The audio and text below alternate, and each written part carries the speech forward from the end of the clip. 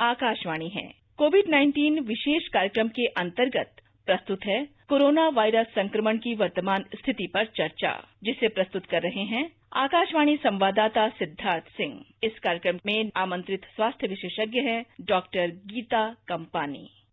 नमस्कार श्रोताओं, आकाशवाणी के समाचार सेवा प्रभाग द्वारा कोरोना जागरूकता श्रृंखला के इस विशेष कार्यक्रम में आपका स्वागत है। और आज के इस एडिशन के साथ मैं हूं सिद्धार्थ सिंह। महात्मा गांधी ने कहा था, व्यक्ति अपने विचारों से निर्मित एक प्राणी है, वो जो सोचता है वही बन जाता है। जी हां श्रोताओं, कोरोना के इस काल में हम जीवन के एक नए और बदले हुए दौर से गुजर रहे हैं। ऐसे में अगर हम इन बदलाव को लेकर सकारात्मक रहेंगे तो निश्चित तौर पर कोरोना से जंग में जीत हमारी होगी। इसलिए अगर हम मास्क लगाएंगे, सोशल डिस्टेंसिंग का पालन करेंगे और सरकार द्वारा जारी दिशा निर्देशों का पालन करेंगे तो निश्चित तौर पर हम कोरोना को हरा पाएंगे, क्योंकि सावधानी और बचाव ही कोरोना से बचने का एकमात्र विकल्प है। श्रोताओं, कोरोना को लेकर आपके मन में चल रहे तमाम सवालों का जवाब देने के लिए और इस पर चर्चा करने के लिए आज के इस विशेष फोन इन कार्यक्रम में हमारे साथ हैं सफदरजंग अस्पताल नई दिल्ली में मेडिसिन विभाग में professor doctor Geeta Kampani. Doctor Geeta नमस्कार, कार्यक्रम में आपका स्वागत है। नमस्कार श्रोताओं, आप कोरोना से संबंधित सवाल हमारे आज के एक्सपर्ट से टोल फ्री नंबर 1800-115767 और 0112331444 पर पूछ सकते हैं। आप हमारे ट्विटर हैंडल @AIR न्यूज पर #AskAIR पर अपने सवाल पोस्ट कर सकते हैं। डॉक्टर गीता, जैसा कि कार्यक्रम का नाम है कोरोना की वर्तमान स्थिति पर चर्चा, और अगर हम ताजा आंकड़ों को देखें तो देश में कोविड-19 से ठीक होने वालों की संख्या आज 13 लाख को पार कर गई है। पिछले 24 घंटों के दौरान करीब 46,000 लोग इस संक्रमण से ठीक हुए हैं और ठीक होने वालों की दर 67% से अधिक हो गई है। लेकिन वहीं दूसरी ओर पिछले 24 घंटे के दौरान देश भर में करीब 56,000 लोग कोरोना से संक्रमित भी हुए हैं। आज ठीक होने वाले लोगों और संक्रमित लोगों की संख्या में थोड़ा फासला ज्यादा है। आप कोरोना की मौजूदा स्थिति को किस तरीके से देखते हैं? देखिए, ऐसा है, आज की तारीख में हमारे जो रिकवरी रेट है वो बढ़ता चला जा रहा है, क्योंकि और ज्यादा केसेस हमें पता चल रहे हैं, क्योंकि एक तो टेस्टिंग ज्यादा हो रही है, बहुत लोगों के टेस्ट किए जा रहे हैं, तो हमें इसलिए पता चल रहा है बहुत सारे लोग ऐसे हैं जिनमें कोई सिम्टम्स नहीं है या जिनमें माइल्ड सिम्टम्स हैं। तो ये सब लोग जिनमें जो एसिम्टोमेटिक हैं या माइल्ड सिम्टम्स वाले हैं, ये टेस्टिंग द्वारा डायग्नोज किए जा रहे हैं। फिर जो लोग डायग्नोस होते हैं उनके कांटेक्ट में जो आए हैं, उनके संक्रमण में जो लोग आए हैं, उनकी टेस्टिंग की जाती है। तो तो ये प्रोसीजर है कि आप टेस्टिंग करिए, कांटेक्ट ट्रेसिंग करिए, उनको टेस्ट करिए और क्वारंटाइन करिए। तो इस हिसाब से टेस्टिंग जब ज्यादा हो रही है तो ज्यादा लोग पता चल रहे हैं जो संक्रमित हैं, और तो इसलिए ज्यादा लोग ऐसे हैं जिनमें माइल्ड सिम्टम्स हैं या कोई सिम्टम्स नहीं है, और रिकवरी रेट इसलिए ज्यादा हो रहा है बीमारी का। ज्यादा कम लोग हैं जिनमें सीवियर सिम्टम्स हैं।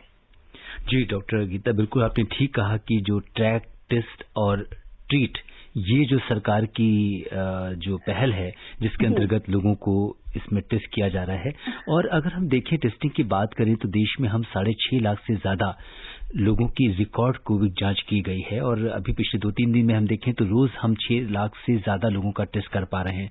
इसे मिलाकर देश में अब तक हम 2,21,00,000 से ज्यादा लोगों का टेस्ट कर चुके हैं। अगर जांच को बढ़ाने की बात अगर हम करें तो WHO की सिफारिशों के अनुसार प्रति 10 लाख जनसंख्या पर 140 व्यक्तियों के परीक्षण की सुविधा होना आवश्यक है, ये WHO का कहना है। तो हमारे देश में आप क्या स्थिति देखती हैं टेस्टिंग की? देखिए, अभी एंटीजन टेस्टिंग होने से RT-PCR की, जब पहले हम सिर्फ RT-PCR से टेस्ट कर रहे थे, RT-PCR की टेस्टिंग में एक तो समय ज्यादा लगता है, वो सैंपल जो है लेबोरेटरी तक ले जाना पड़ता है, उसको रिपोर्ट आने में कम से कम 12 से 24 घंटे लगते हैं, और उसको कैरी करने का जो प्रोसीजर है तो वो महंगा भी पड़ता है। एक टेस्ट पहले 4,500 रुपए का हो रहा था, अब 2,400 रुपए का हो रहा है। लेकिन अब एंटीजन टेस्टिंग की जा रही है। एंटीजन टेस्टिंग जो कंटेनमेंट जोन्स हैं, जो हॉट स्पॉट्स है, कॉन्टैक्ट ट्रेसिंग के लिए एंटीजन टेस्टिंग की जा रही है। सो एंटीजन टेस्टिंग की सेंसिटिविटी इतनी नहीं है, क्योंकि अगर एंटीजन टेस्टिंग नेगेटिव आती है और पेशेंट को फिर भी सिम्टम्स हैं संक्रमण के, तो उसके बाद उसका आरटीपीसीआर करना पड़ता है। अगर एंटीजन टेस्टिंग नेगेटिव आती है और पेशेंट को सिम्टम्स हैं संक्रमण के, फिर आरटीपीसीआर टेस्ट करना होता है। लेकिन अगर एंटीजन टेस्ट पॉजिटिव आ जाता है, फिर आगे टेस्ट करने की कोई जरूरत नहीं है। तो इसी लिहाज से टेस्टिंग, एंटीजन टेस्टिंग 450 रुपए की है, तो वो कॉन्टैक्ट ट्रेसिंग में बहुत मदद कर रही है। जी डॉक्टर गीता, आपने बहुत महत्वपूर्ण जानकारी हमारे श्रोताओं को दी कि अगर हम एंटीजन टेस्ट कराते हैं और उसके बाद अगर हमारा तब सिम्टम्स हैं और हमारी जांच निगेटिव आती है, तब हमें आरटीपीसीआर के लिए, कंफर्मेटरी टेस्ट के लिए आरटीपीसीआर की जरूरत पड़ती है, और अगर ये टेस्ट पॉजिटिव आता है तब हमें आरटीपीसीआर टेस्ट की जरूरत नहीं पड़ती और हम मान लेते हैं कि मरीज में कोरोना है। डॉक्टर गीता, इस समय कई सारे राज्यों में वीडियो कॉल के जरिए जो एक्सपर्ट्स हैं या चिकित्सक हैं उनसे सलाह लेने वाली कई सारी योजनाएं राज्य सरकार चला रही है। जैसे इस समय तमिलनाडु में ई संजीवनी योजना चल रही है। बहुत सारे अस्पतालों में टेली कॉन्फ्रेंसिंग, टेली कंसल्टेशन, इस तरह की चीजें चल रही हैं। आप कितना जरूरी मानती हैं कोरोना के इस काल में इस तरह की चीजों को? देखिए, जहां तक हो सके अगर टेली कंसल्टेशन हो जाती है, टेली मेडिसिन हो जाती है, अगर खासकर जैसे कई बीमारियों में टेली कंसल्टेशन हो सकती है, तो वो बेहतर है, क्योंकि जितना कम से कम संक्रमण किया जाए, डिस्टेंस रखा जाए, जबकि बिल्कुल जरूरी नहीं है तो डिस्टेंस रखना बेहतर रहता है, क्योंकि इस बीमारी का एक ही मात्र उपाय है कि आप डिस्टेंस रखिए ताकि आपस में संक्रमण ना हो सके। और ऐसे में बेहद अगर जरूरी हो, कुछ लोग जैसे कि जो अपनी बीमारी से पीड़ित हैं, किसी को किडनी की बीमारी है या हार्ट की, उनको रेगुलर टेस्टिंग के लिए अस्पताल में जाना पड़ता है, तो किस तरह की सावधानी आप रखने के लिए कहेंगी? देखिए, ऐसा है, हम जो सावधानी अपने अस्पताल में कर रहे हैं कि हम एक ही मरीज, जैसे ओपीडी में है, एक ही मरीज कमरे के अंदर आता है और वो भी डिस्टेंस थोड़ा रखता है, मास्क डाल के आता है और डॉक्टर ने भी मास्क डाला हुआ होता है, तो सोशल डिस्टेंसिंग मेंटेन कर रहे हैं। तो जबकि बिल्कुल जरूरी नहीं होता तो डिस्टेंस से ही बात करके उसको दवाई दी जाती है। तो ये जितना डिस्टेंस रखें तो इट इज बेटर। और बाकी हैंड सैनिटाइजेशन है और मास्क पहनना है और सोशल डिस्टेंसिंग है, यही उपाय हैं कि जिससे हम इसका कम से कम संक्रमण कर सकते हैं। जी डॉक्टर गीता, जैसा कि आपने बताया कि अगर बहुत जरूरी हो और अगर हमें अपने नियमित चेकअप के लिए अस्पताल में जाना हो तो जो भी मानक है हम उसका पालन करते हुए जा सकते हैं। जी हाँ, और जो डायलिसिस के मरीज हैं, जैसे आपने पूछा, जो डायलिसिस हैं उनके लिए अलग से एरियाज बनाए गए हैं। जैसे dialysis room, main dialysis room में तो सब पेशेंट्स हैं जिनका डायलिसिस किया जाता है, इनका अलग कमरा बनाया गया है जहाँ कोविड पेशेंट्स का डायलिसिस किया जाता है, या एक कॉर्नर बनाया गया है जिसको सेपरेट किया गया है बाकी डायलिसिस रूम से, जहां कोविड पॉजिटिव, क्योंकि पेशेंट का डायलिसिस होना भी बहुत जरूरी है। जो मेंटेनेंस हीमोडायलिसिस पे है, अगर वो डायलिसिस उनको नहीं मिलेगा तो उन्हें प्रॉब्लम, उनकी तकलीफ बढ़ जाएगी, उनकी प्रॉब्लम, समस्याएं बढ़ जाएंगी। तो उनका डायलिसिस होना तो जरूरी है, तो उनके लिए अलग कमरा बनाया गया है और कॉर्नर बनाया गया है जहाँ कोविड पॉजिटिव पेशेंट्स का डायलिसिस हो सकता है, हफ्ते में 2 बार या 3 बार जो होता है। जी डॉक्टर गीता, आपने बहुत महत्वपूर्ण जानकारी दी कि अगर आप किसी बीमारी से पहले से पीड़ित हैं तो आप अस्पताल जाने से परहेज न करें, पूरी सावधानी के साथ जाएं और इस तरह की जहां पे अगर कोरोना का पेशेंट है या वो वार्ड बिल्कुल अलग तरीके से बनाए गए हैं ताकि आप जो अपनी पहले से चली आ रही बीमारी के प्रति सचेत रहें और अपने डॉक्टर से उससे नियमित सलाह लेते रहें। बढ़ते हैं, अब हमारे पास बहुत सारे कॉलर्स फोन कर रहे हैं और सबसे पहले कॉल लेते हैं हम सिरसा से। हरियाणा से कॉल आया हमारे पास पप्पू राम जी का। पप्पू जी नमस्कार, कार्यक्रम में आपका स्वागत है, अपना सवाल पूछिए। राम राम सिद्धार्थ जी, राम राम जी। राम राम जी। और गीता बहन जी को राम राम। राम राम जी। गीता बहन जी, मुझे आपसे एक प्रश्न पूछना है। जी बताइए। आप मुझे यह बताओ गीता बहन जी, जो इम्यूनिटी होती है जी, इसका टेस्ट कहाँ पर होता है? कोई ऐसा यंत्र बना हुआ है जो बता दे इंसान के अंदर इतनी इम्यूनिटी होती है? बहन जी जी डॉक्टर गीता, अगर हम देखें तो कोरोना काल में इम्यूनिटी एक ऐसा वर्ड है, अगर आप किसी भी हम मेडिकल शॉप पे जाएं, आपस में बात करें, इस समय हर एक व्यक्ति पूरे देश में, पूरे विश्व में इम्यूनिटी की बात कर रहा है। तो क्या कोई ऐसा टेस्ट है जिससे ये पता हम लगा सकें कि किसी व्यक्ति में उसकी इम्यूनिटी कितनी है, कम है, ज्यादा है या कैसी है? नहीं, देखिए, इम्यूनिटी पता करने के लिए ऐसा कोई पर्टिकुलर टेस्ट नहीं है। हम इम्यून प्रोफाइल करते हैं, IgG, IgA, IgE, IgM antibodies, लेकिन ऐसा कोई इम्यूनिटी पता करने के लिए कोई टेस्ट नहीं है। लेकिन अगर आप स्वस्थ हैं, आप बार बार आपको खांसी, जुकाम, बुखार या और तरह की बीमारियां नहीं हो रही, आप किसी रूटीन स्टेरॉइड्स पे नहीं है, कोई इम्यूनो सप्रेसिव जो कैंसर की दवाइयां हैं जो आपकी इम्यूनिटी को डाउन नीचे कर देती हैं, उन पे नहीं है, और आप बार बार संक्रमण के शिकार नहीं हो रहे हैं, तो मेरे ख्याल से आपको कोई ऐसी चिंता करने की जरूरत नहीं। अगर आपकी भूख ठीक लग रही है, आपका वजन कोई बिना कारण कम नहीं हो रहा है, आप कोई स्टेरॉइड्स नाम की बीमारी पे की दवाई पे नहीं है, आप कैंसर की दवाइयां नहीं खा रहे हैं, और तो आपको ऐसा कुछ नहीं सोचने की जरूरत कि आपकी इम्यूनिटी डाउन है। तो आप स्वस्थ हैं, आपको भूख अच्छी लग रही है, आपका वजन नॉर्मल मेंटेन हो रहा है, आपका कोई सांस नहीं फूल रहा है, नॉर्मल चलने फिरने पे कोई नए लक्षण वजन कम होने के, वेट लॉस के नहीं है, कोई नए लक्षण किसी बीमारी के नहीं आए, तो आपको कोई चिंता करने की बात नहीं। आप समझिए कि आप स्वस्थ हैं।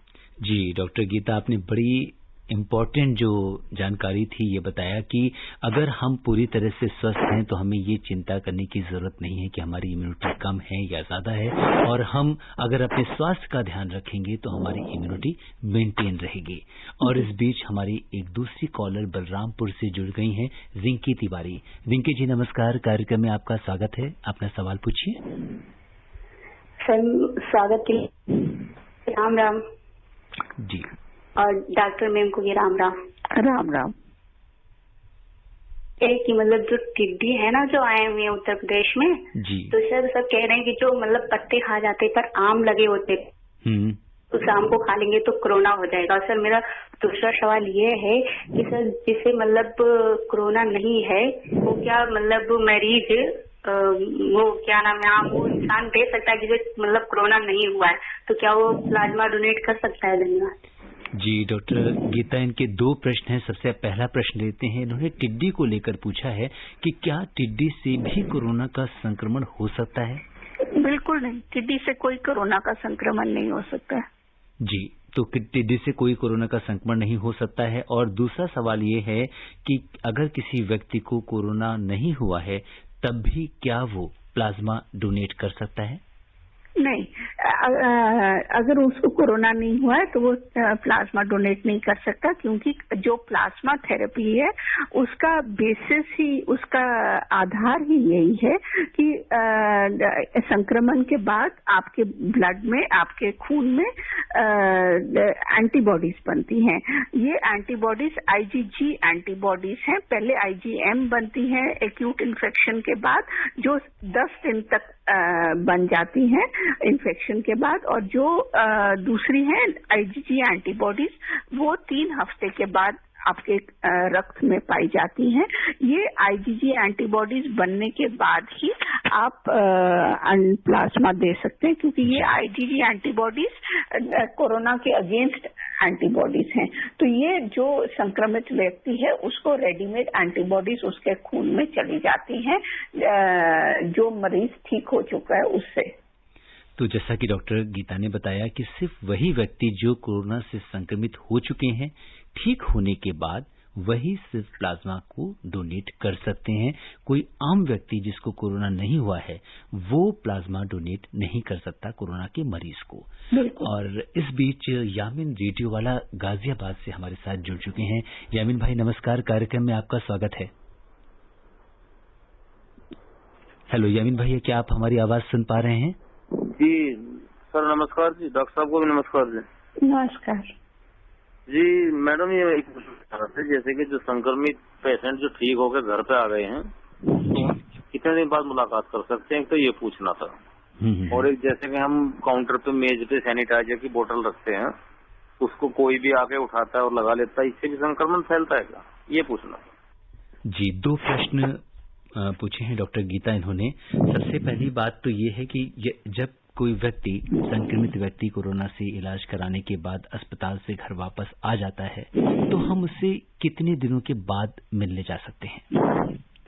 देखिए, जो नई गाइडलाइंस आई हैं कि जो घर आ जाता है उसको मतलब वो 10 दिन क्वारंटाइन रह चुका है या 3 दिन बुखार सिम्टम्स खत्म होने के बाद वो क्वारंटाइन के बाद जा सकता है। उसके बाद उसे 7 दिन और ऑब्जर्वेशन रखने की जरूरत है।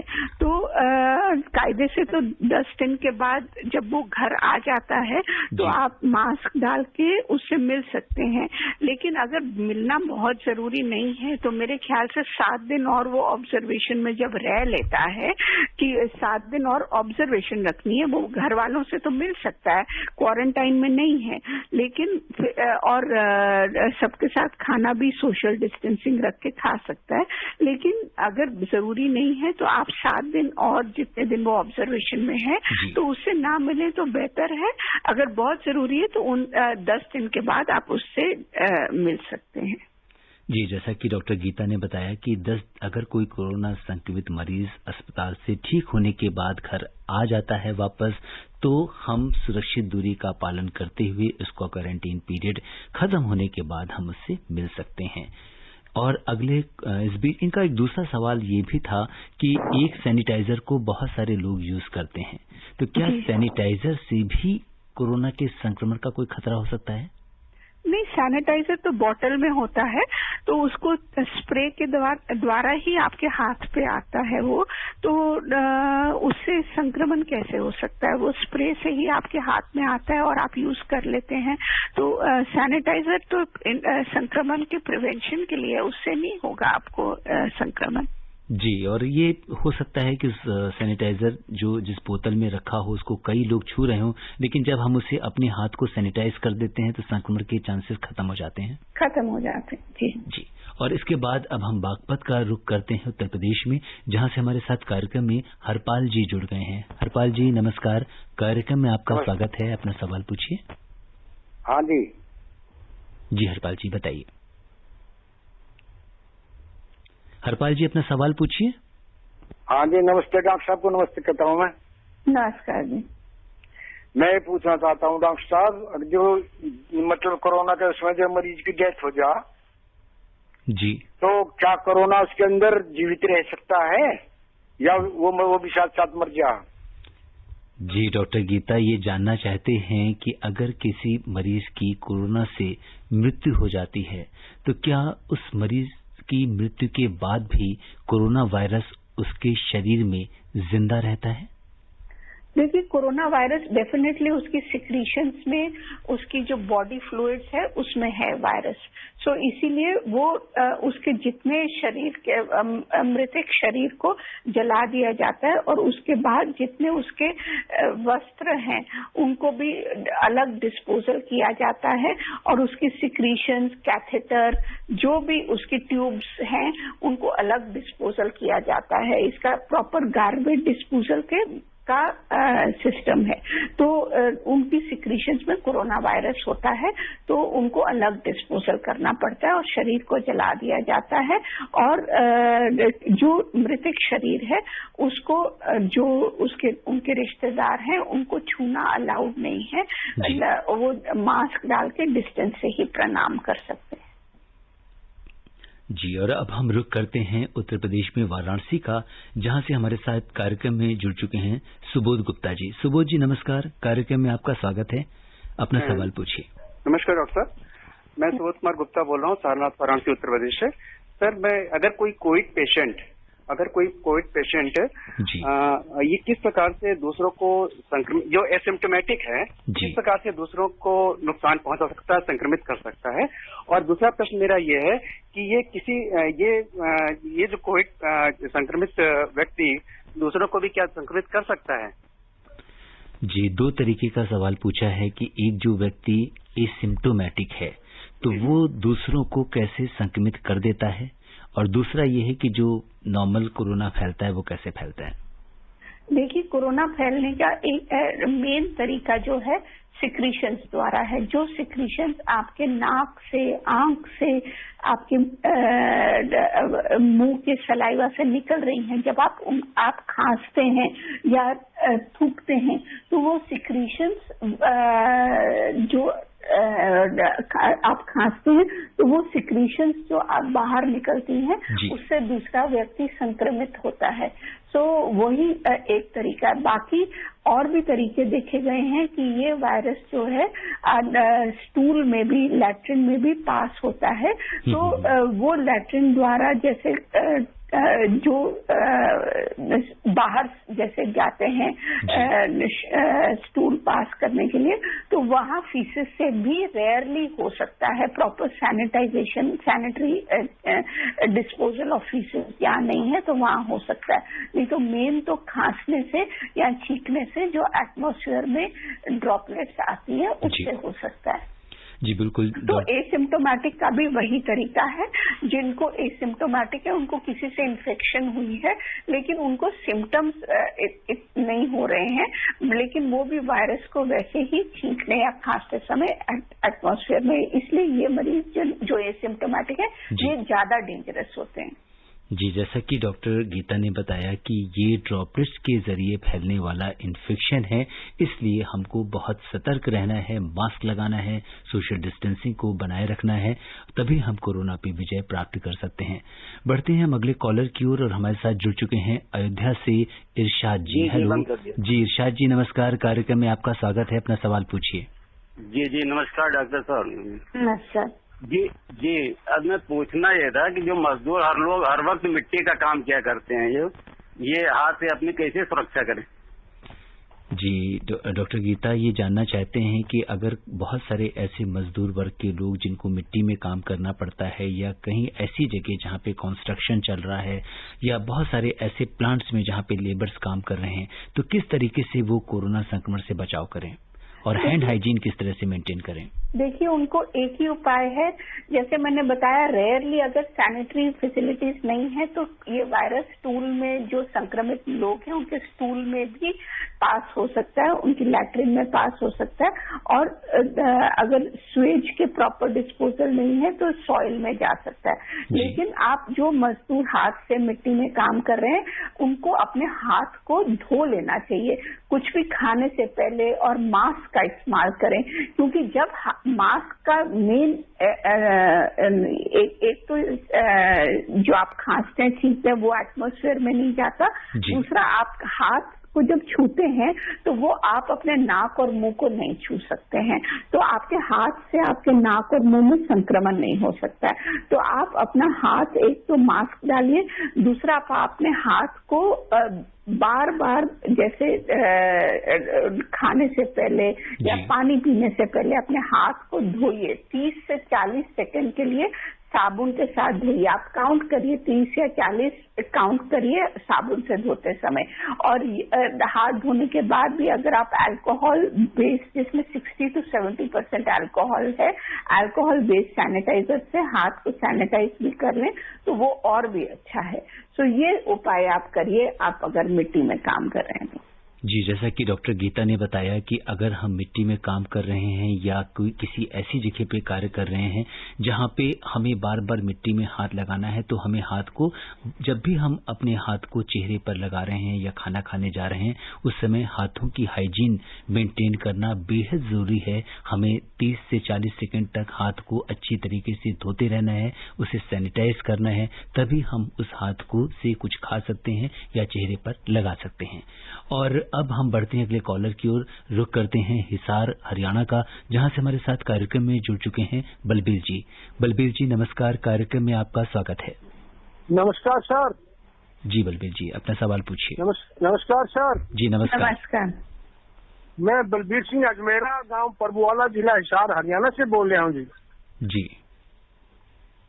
जी बलबीर जी, सवाल पूछिए। हम किसी से नहीं मिल रहे, तो खेत में रह रहे हैं और बिल्कुल सुरक्षित ठीक ठाक है जी, तो क्या फिर भी हमें खतरा बना रहेगा? जी, गांव से बोल रहे हैं, खेतों में काम करते हैं, किसी से बहुत ज्यादा मिलना जुलना नहीं है, तो क्या कोरोना का खतरा हो सकता है?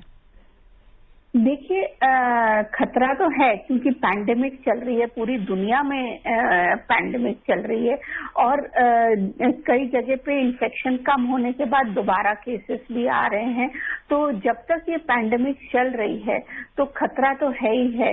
तो मैं आपको फिर भी यही एडवाइस करूंगी, यही सलाह दूंगी कि आप मास्क डालिए, सोशल डिस्टेंसिंग रखिए और हैंड सैनिटाइजेशन करते रहिए। आप इसको बिल्कुल मत छोड़िए क्योंकि बहुत सारे ऐसे लोग हैं जिनके कोई सिम्टम्स नहीं है और वो आपको संक्रमित कर सकते हैं। तो आप अभी जितनी देर ये पैंडेमिक चल रही है, आप वो प्रिकॉशन मेंटेन करके रखिए। बिल्कुल डॉक्टर गीता, जैसा कि आपने बताया कि जो बेसिक रूल है कोरोना से बचाव के, उसको हमको जरूर फॉलो करना है, तभी हम इससे बच सकते हैं। और इस बीच हम रुख करते हैं छिंदवाड़ा का, मध्य प्रदेश में, जहां से हमारे साथ सीमा जी जुड़ चुकी हैं। सीमा जी नमस्कार, कार्यक्रम में आपका स्वागत है। जी सर, वो क्या कहते हैं सर, जैसे बुजुर्गों को कहते हैं कि 60 साल से ऊपर वालों को बाहर नहीं निकलना है, तो जो लोग पेंशन वाले हैं तो उनको तो पेंशन लेने बैंक जाना ही पड़ेगा। जी जी, तो उसके लिए क्या सुरक्षा अपन रखें? जी डॉक्टर गीता, बहुत सारे ऐसे सीनियर सिटीजन्स हैं, वृद्धजन हैं, जिनको किसी आवश्यक कार्य से घर से बाहर जाना पड़ता है, तो वो क्या सावधानी लें कोरोना से बचाव के लिए? देखिए, सावधानी सेम रहती है, वही रहती है। वो जब जाएं तो मास्क, अगर बहुत जरूरी है तो जाना है तो मास्क डाल के जाएं। और बैंक में भी जब जाते हैं तो जिससे उनको काम है डिस्टेंस मेंटेन, 6 फीट का डिस्टेंस मेंटेन करके रखें। और जो बैंक वाले एम्प्लॉइज हैं, सबने मास्क डाले होते हैं, तो जब दोनों ने मास्क डाले हैं तो संक्रमण के चांसेस बहुत कम होते हैं। और घर आते सार पहली चीज उनको हाथ 30 से 40 सेकंड साबुन से अच्छे तरह 30 काउंट करके आगे से पीछे से पूरे अच्छे से साबुन से हाथ को धो लें और फिर उसके बाद अल्कोहल बेस्ड सैनिटाइजर से हाथों को सैनिटाइज करने।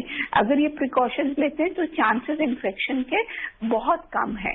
बुजुर्गों में देखिए, बुजुर्ग हो या यंग लोग हैं, जिस संक्रमण को बचने के तरीका सेम रहता है। बुजुर्गों में सिर्फ अंतर ये है कि अगर उनमें संक्रमण हो जाए तो चांसेस कॉम्प्लिकेशन के, इन्फेक्शन कॉम्प्लिकेट हो जाती है, बहुत सीवियर हो जाती है, माइल्ड या मॉडरेट नहीं रहती। तो फर्क ये है। अदरवाइज प्रिवेंशन के, बुजुर्ग हो या यंग हो, संक्रमण प्रिवेंशन के सेम ही उपाय रहते हैं। श्रोताओं, अब समय इजाजत नहीं दे रहा कि हम इस चर्चा को आगे बढ़ाएं। चलते चलते डॉक्टर गीता, आप आकाशवाणी के श्रोताओं को क्या 2-3 इम्पोर्टेंट टिप्स देना चाहेंगी? देखिए, मैं ये टिप्स देना चाहूंगी, जितनी देर पैंडेमिक है आप जो बहुत जरूरी काम है, बुजुर्गों को बहुत जरूरी काम है, तभी घर से निकले। और जो आप निकल रहे हैं आप सोशल डिस्टेंसिंग मेंटेन करिए, मास्क पहनते रहिए, हैंड सैनिटाइजेशन इस्तेमाल कीजिए। ये संक्रमण के उपाय बिल्कुल मत छोड़िए और अपने आप को सेफ रखिए। जी डॉक्टर गीता, आप कोविड-19 के इस विशेष कार्यक्रम से जुड़ी और आपने हमारे श्रोताओं के प्रश्नों का उत्तर दिया, आपका बहुत बहुत धन्यवाद। धन्यवाद। श्रोताओं, आज के अंक में बस इतना ही। चलते चलते आपसे यही कहेंगे कि डॉक्टर गीता ने जो भी आपको सावधानियां बताई हैं, आप उनका पालन करें और कोरोना से जंग में अपना हौसला यूं ही बनाए रखिए। आप स्वस्थ और खुशहाल रखिए। इसी कामना के साथ दीजिए मुझे अनुमति। नमस्कार।